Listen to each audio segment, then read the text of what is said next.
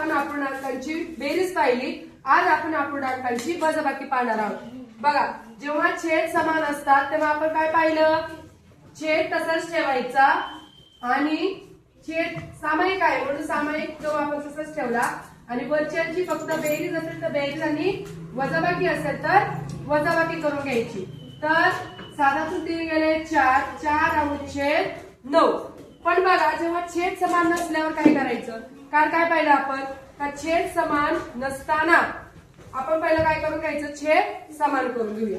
मग यांचा तिरकस गुणाकार आणि यांचा परस्पर गुणाकार। 4 गुणिले 7 वरच्या वजाबाकी आहे वजा 5 त्रिक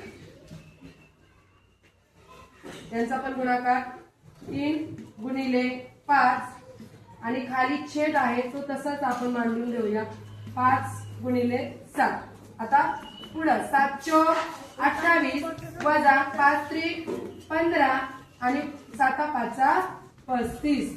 पुढे 28 मधून 15 गेले, किती राहिले, 7 नाही, किती राहिले, 28 मधून 15 गेले तर